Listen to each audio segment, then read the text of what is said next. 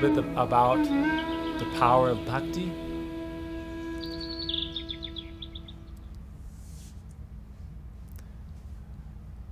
It's not a power like we may think of.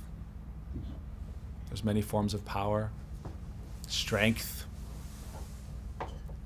But Bhakti has a mystical quality of power. It's a way that you tap into the higher power, which is much more powerful than all the things we think of as powerful in this world in material terms. Bhakti is how we connect ourselves to not just the higher power, but the highest universal power present within every one of us. So there's a beautiful story in the Puranas that talks about the power of devotion or bhakti. It's a story of the two sons of Shiva and Parvati, Ganesha and Kartikeya. So when they were young boys, Jai Ganesha, Om Gam Ganapataye Namaha. So one day, the sage Narad Rishi, came to visit his friend Shiva, Lord Shiva. And he said, I've brought something very special. And he opened from his little Swami satchel. He brought forth a golden, glowing mango. The fragrance spread in all directions, and the effulgence. And he said, this is no ordinary fruit. He who shall eat this mango shall be enlightened, shall receive transcendental power or Shakti. Their life will be blessed. But you can only give it to one person. So Shiva and Parvati discussed who to give the mango to.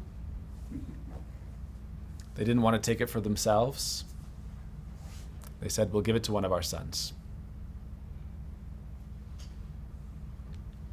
So they looked at Ganesha and Kartikeya and said, we'll give it to whichever of you deserves it most. So we'll have to test you. Hearing this story, I think, why not just share it? But there's a reason for this, and that's what we'll hear.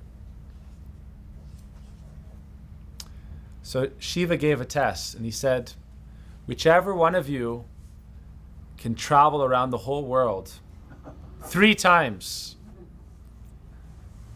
and finish first, that person will get the mango. All right?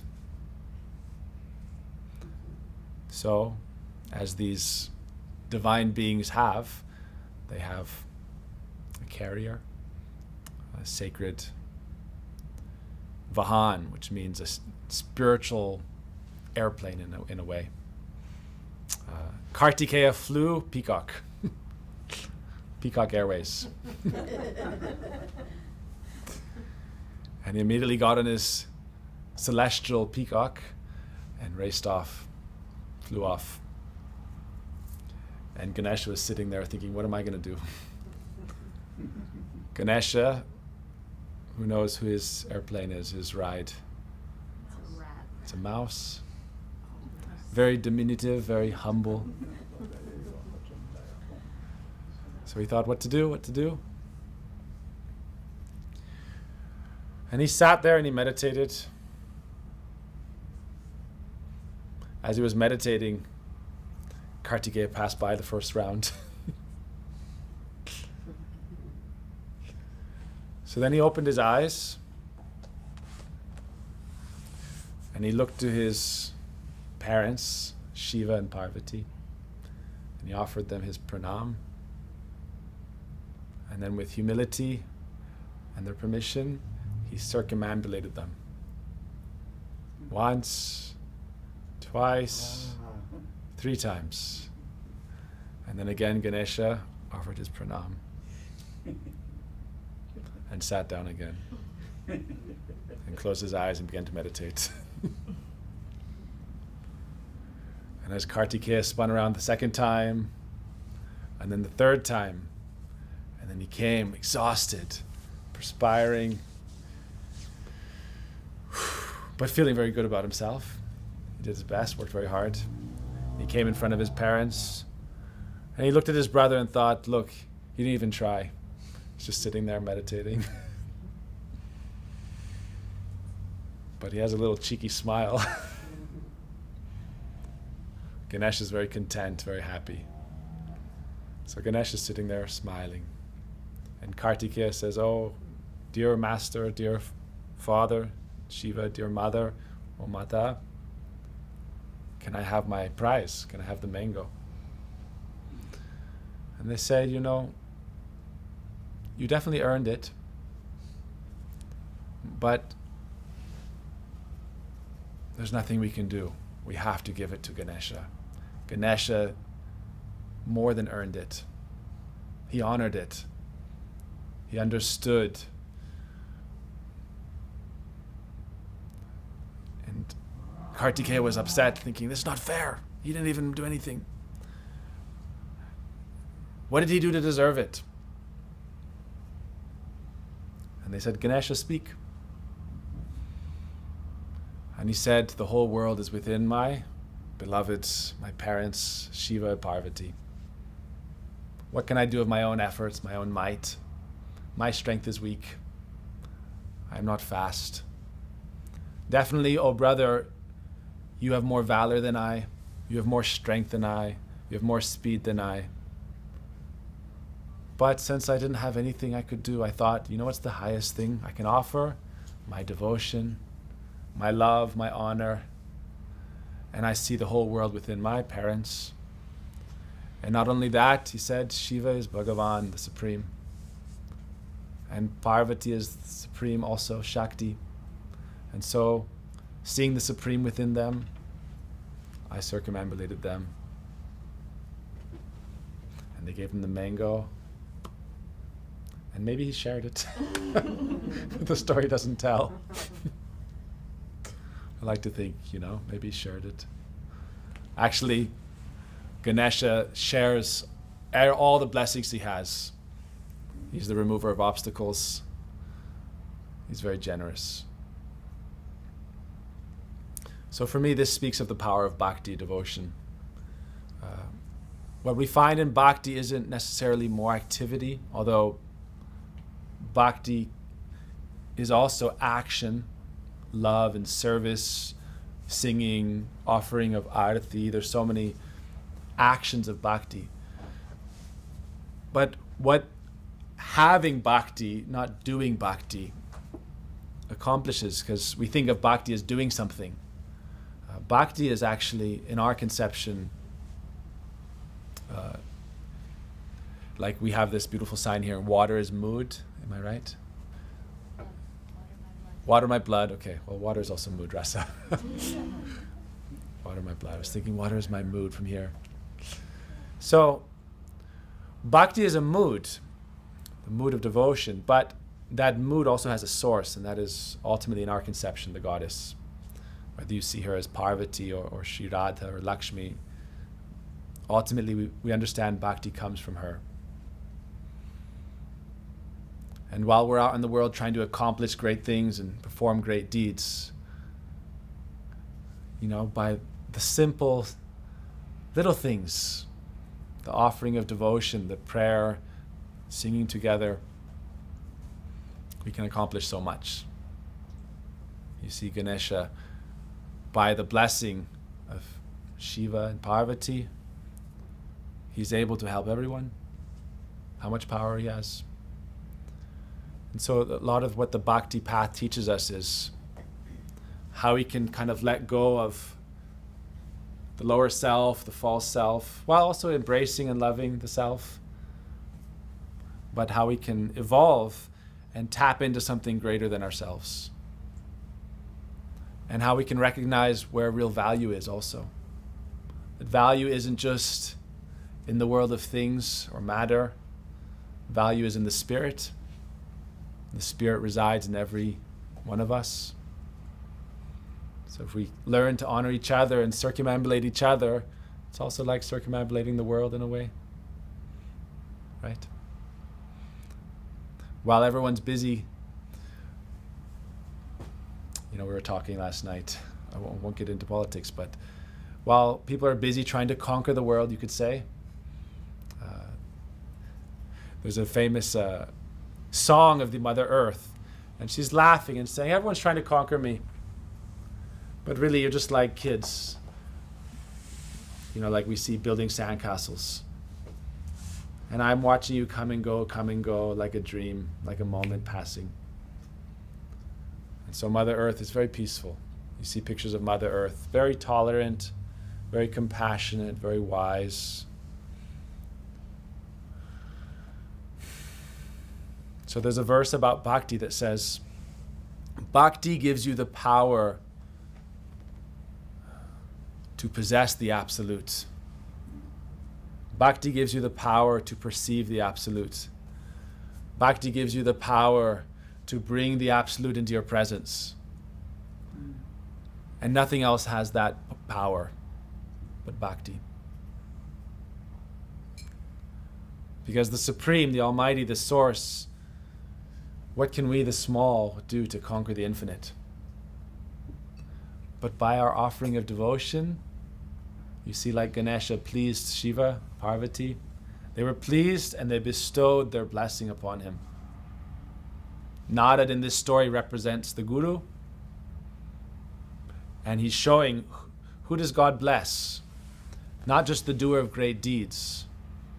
Because the fruits of our great deeds, we get for ourselves. That's called karma. Whatever we do, whatever action we perform, bears a result. And so actually, we get the fruit of our own deeds.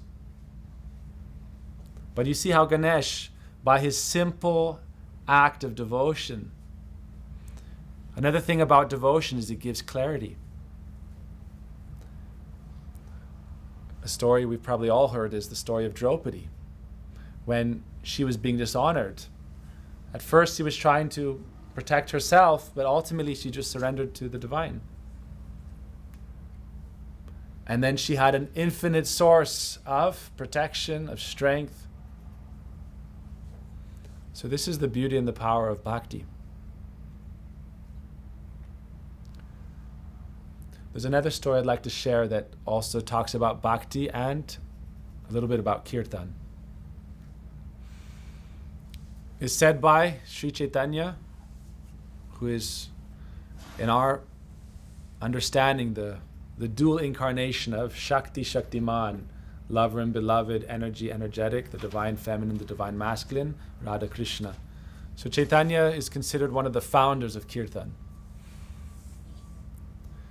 So he said that by kirtan, our consciousness and our heart becomes completely clear or pure, to the degree that we can actually realize the highest self, realize the true self.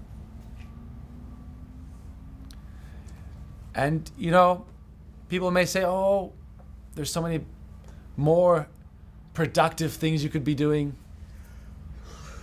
Why are you doing so much yoga? Why are you doing so much meditation? Why are you doing all these chanting, the prayers? But I'll tell you a quick story that's about doing less and achieving more. How to do less and achieve more. So once there was a guru and he had 2 students.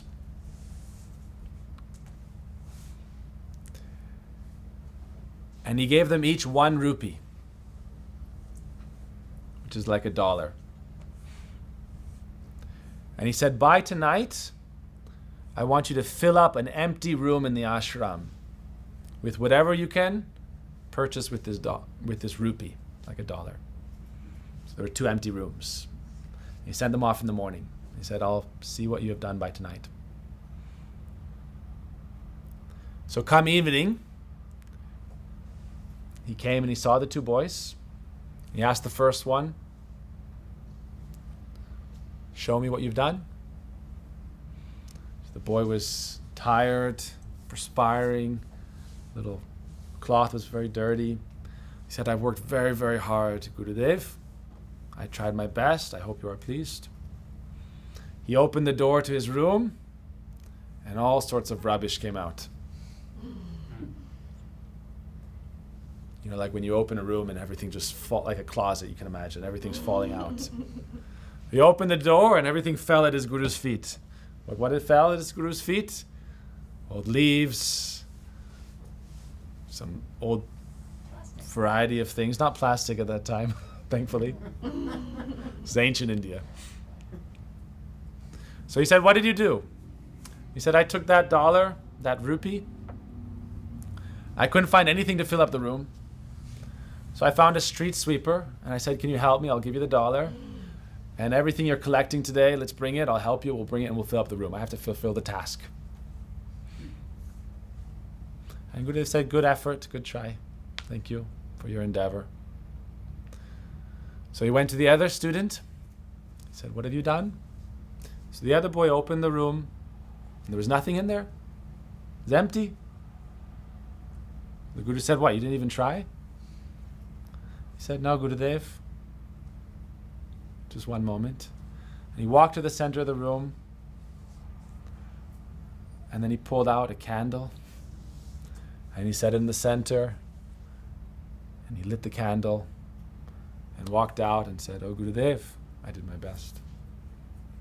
And the whole room was lit with light. And Gurudev said, very well. Well done. So, how I understand this, although there's many interpretations, I know this for myself, you know, this is my self-reflection. We collect so much in life, in our, what we call our inner world. In Sanskrit it's called the antakaran, the inner dimension, the inner world. That's the world of the mind, the processing center, likes and dislikes, desires, fears, anticipations. And there's a lot of suffering attached to it. Remembrance of the past, troubles in the present, fear in the future. And then in our heart, there's so many attachments. We collect so much. I know this. It's like for myself. Nowadays, anywhere you look, anywhere you go, anyone you talk with, everyone's looking for a piece of your mind. And what to speak of that in the past, you know, growing up myself, I'm old enough to remember what it was like before the internet, when life was much simpler.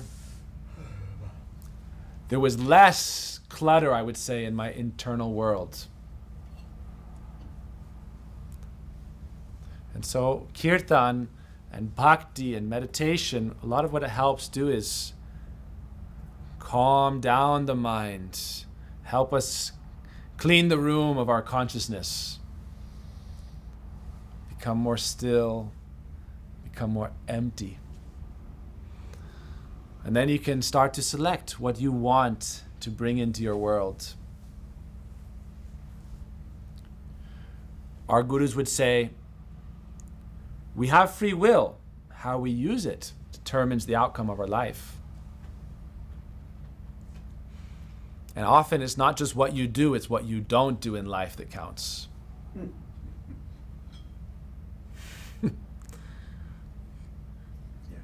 It's what you don't do that counts also. Like, no. The mind is full of impulses and desires. Nope. Pause. Pump the brakes. That's what pranayama helps do. You know, you do breath work and it stills the restless mind. And you learn to observe. You know, I would say what Ganesha understood through his test and success is life is much more mysterious, I would say, than it appears at surface level. I think that's something we can agree on as yogis, as practitioners. There's a lot more to life than you see on the surface. And so what we do through meditation and through the practice of yoga and bhakti, you learn to be able to discern and understand truth. Rise above the shell of the body, mind, ego, structure we are inhabiting, and realize the divine and our connection with the divine. In the Gita, there's a verse. I'll quote the Sanskrit just for auspiciousness. Apuryamanam achala pratishtam samudramapa pravishanti advat tadvadyat pravishanti advat shantihi. So this is in the end of chapter 2. Krishna says the saintly person or the sage, it's not that they don't have desire. It's that they're unaffected by it. They don't identify as it. They understand this is just the action of the environment, the modes of nature, goodness, passion, ignorance. And he says they become like the ocean.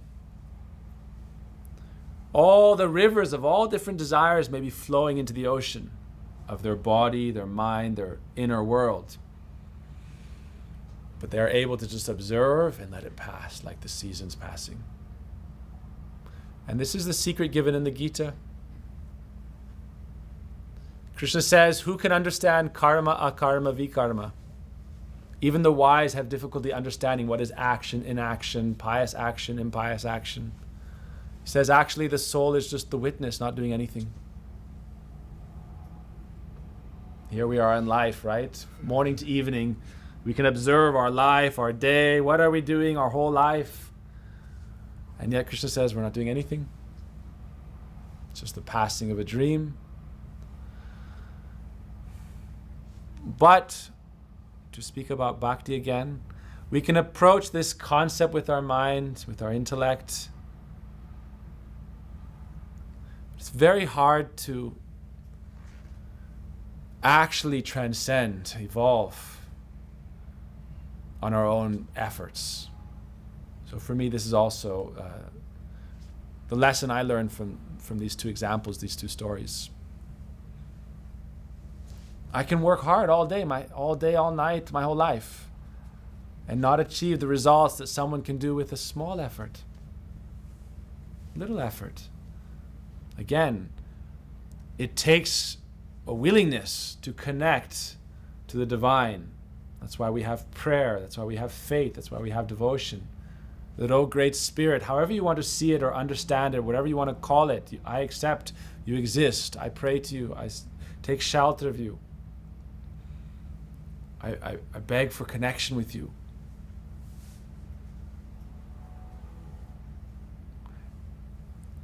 That power of devotion, it said, is the easiest path to enlightenment. Whatever path you may follow, whatever yogic path or gyan path or kriya yoga, without the blessing of the divine, the doorway to the divine doesn't fully open. You can't barge your way into the kingdom of heaven, as it's said. Right? In the Christian faith, what do we have? The pearly gates. You can't barge your way in, you can't force your way in. In our bhakti tradition, it says, effort only goes so far. By effort alone, you can reach a very high platform. But without divine grace, you will be bound to fall from that platform. Ego still is present. Pride may be present of your position. Without divine grace, you cannot enter the highest realm. So therefore we practice bhakti. And in our path of bhakti, it's not that we're trying to find an external, I'll give you a random example. Like we're searching for the El Dorado. We're searching for the gold city. We're searching for success, that if I work hard enough, if I search long enough, I'm going to find that external thing that is going to make me happy and fulfilled. That relationship, that job, that new thing, and that's going to make my life successful. What we learned from this boy who lit the candle, what we learned from Ganesha also, it's a simple act with clarity, with understanding, with devotion, with honor and humility that will open that divine gate.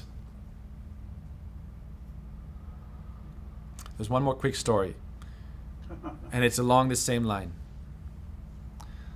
Another story of a young boy.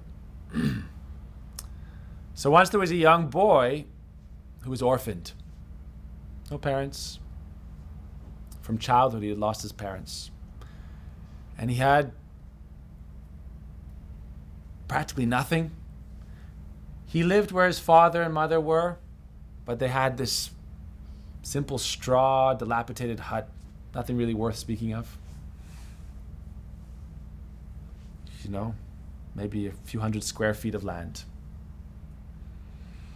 So one day an astrologer came. He was passing through the town. And the astrologer took pity on the boy and said, I'm going to read your destiny. And he just looked at his forehead, because some astrologers, they can just look at your forehead. And he looked in his eyes. He said, right now, actually, I know it. You're in a bad situation. You lost your parents, don't have any wealth, struggling just to eat and survive. But you don't know it. Actually, very soon, if you follow what I tell you, you're going to come into a great fortune. You know what? Your father left you treasure buried on this land, even though it's very small. You don't have to go to a foreign country to find it. You don't have to work hard to achieve it. It's right in your backyard. It's right in your backyard. Get a bulldozer. Rent a caterpillar. Thank you. So he said, I'll tell you how to find it. There's a long story, but I'm just going to cut to the chase. He said, don't dig. It's a very mysterious story, and this is in our scriptures, so like a lot of parables, they keep some mystery in it. He said, don't dig in the west. If you dig in the west, just by some effort digging, all of a sudden a ghost will attack you and possess you. So there's danger. And then he said, and if you dig in the south, a swarm of bees, wasps will be uncovered, and they will also attack you, and you may die. Hundreds of bees may bite you. And if you dig in the north, a great python is living there in a hole, and it will swallow you. But if you dig in the east, within a few minutes, you will find your treasure. Your life will be successful. So there's a lot about this, and I don't want to spoil the mystery of it all. But spiritual life also has peril in it. You know, we are, like I said, the world is more mysterious than we can understand. There are powers at play that we cannot understand. Some people, for success, you know, you worship the wrong person. They may give you success and ask for your soul in return, not in a beautiful way. But if you follow the right method, you can discover the moral of this story is that there is something within your own self that is your rightful inheritance given you by the Divine Father, the Creator, the Source. And if you follow this process, you can realize it. That's what we're doing. We're trying our best. You know, that's the fruit of kirtan, the fruit of bhakti. It may not seem as easy as just digging in your backyard, but yet it's also said about bhakti. Even a slight amount of this practice can give you an imperishable result. There's a verse in the Gita, Krishna says, Swalpam apyasya dharmasya trayate mahato bhayat. Even a small amount of this dharma, this practice, can free you from all kinds of fear and bestow divine life upon you. So this is something, and I'll conclude with this. This practice is not bound by any institution, by any organization, by any guru. This is a universal tradition, universal faith. It's available through many gurus, through many traditions, through many organizations. But ultimately what they are doing is helping you discover what is rightfully yours. Right? So we say I tell this to people, don't give up your freedom too easily. We want it at too high a cost. So your spiritual freedom, your independence is a great gift, a great jewel. The only thing worthy of really surrendering to, as I understand it, is what is pure love, pure devotion, genuine, sincere.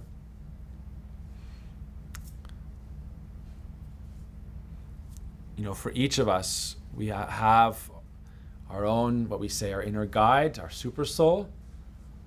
We can surrender to that super soul, and that super soul, it's described, will take on a form according to how we need help. But this is an important thing, is that each soul, each self is unique. We're all individuals, and so for each of us, God may appear in its unique form. And we trust our intuition. Some people say, don't trust your intuition. Some people say, just read a book and follow what it says in that book. That's not what the book says. Right? Show me where it says in the book. Just follow the book and do whatever it tells you. Right? What the sacred book says is follow this practice. And our guru specifically would say, trust your heart. The divine is also within. God is within. We can find God within. The guru is the one who takes you to the divine. But they help you first discover that divine as part and parcel of your own self. That every soul is divine and part of and parcel of the Supreme. And Ganesha recognized that in Shiva, the whole universe resided within Shiva. That's according to the scripture as well. Instead of trying to conquer the world, he just offered devotion to the form of the divine in front of him, Shiva, and goddess Parvati, and circumambulated them, received the divine blessing. So I don't want to go on too long more, but that's what came to mind today. I focus a lot on what we talk about, not just finding inner peace, but finding the bliss within, which is what is God. God is Anandamoy, always blissful, and the form of bliss. So this is the result of kirtan. The result of kirtan is that we learn to, it said the first result, and you could give a month-long series of talks on this. The first primary result of kirtan is that your heart will become completely pure, like a clean mirror. And then you will be able to see within the mirror of your heart, upon the seat of divine love, your personal form of the Godhead and your relationship with God and the divine bliss that is your rightful wealth of your spirit. Our Chaitanya would say that the wealth of divine love, that is the highest wealth. And for that, O Lord, make me your servant. Please engage me in your service. And all I pray for in reward is to realize you, to have love for you, to have devotion for you. So this is what we come to do. And if we can recognize the divine within ourselves, we should also learn to see it in each other.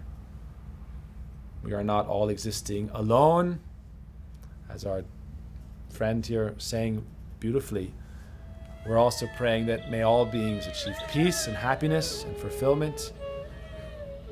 And so we say, if we can water the roots of the tree, all of life is nourished. We can learn to honor all by worshiping the all. So thank you very much. Radhe Radhe.